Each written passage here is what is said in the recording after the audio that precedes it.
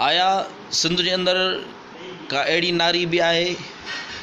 जेका इस्लाम मां मुतासिर थी इस्लाम क़बूलियो हुजई, जेके बि हींअर ताईं मज़हब न्याणियुनि तब्दील थिया आहिनि, न्याणियुनि जा मज़हब तब्दील कराया विया आहिनि, जेके वरी मौलवी साहिबान उन जे लाइ चवनि था त भाउ उन्हनि रज़ा ख़ुशी सां मज़हब तब्दील कयो आहे, त उन्हनि खां इंटरव्यू त कयो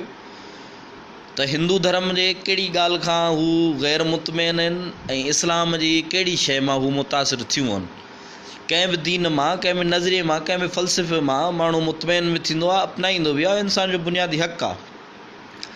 पर उन मज़हब तब्दील कंदड़ छोकिरियुनि खां कंहिं इहो सुवाल बि त कयो त इस्लाम जी कहिड़ी ॻाल्हि अव्हांखे पसंदि आई जो अव्हां इस्लाम मां मुतासिर थियो,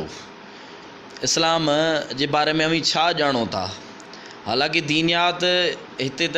पाकिस्तान जे अंदरि रहंदड़ जेके बि न्याणियूं पढ़नि थियूं स्कूलनि में, इस्लामी तालीम दीनियात बुनियादी शुरूआती क्लासनि खां वठी हिते पढ़ाई वञे थी। तंहिं हूंदे बि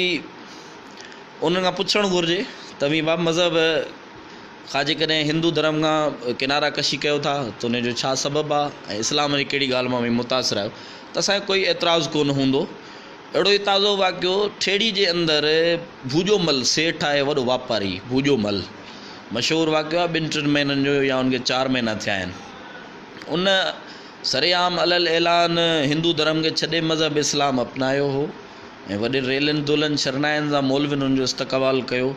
हुन शऊरी तौर ते उन मज़हब खे अपनायो, असीं हुन ते एतिराज़ु कोन कयो, रोशन ख़्याल माण्हुनि एतिराज़ु कोन कयो, छो जो हू मज़हब मां मुतासिर थी करे वञी हुन इस्लाम अपनायो। एतिराज़ु कंहिंखे बि न थियो, न कंहिं हिंदू धर्म जे माण्हू को एतिराज़ु कयो आहे भूजेमल जेको आहे उहो मज़हब छो तब्दील कयो आहे, छो जो हुन पाण शऊरी तौर ते इहो ज़िक्र कयो त मां इस्लाम जी कहिड़ियुनि कहिड़ियुनि पॉलिसियुनि कहिड़ियुनि कहिड़ियुनि शइ मां मुतमइन आहियां। उहो हुनखे राइट आहे त उहो पंहिंजे अक़ीदे मुताबिक़ पंहिंजी ज़िंदगी गुज़ारे।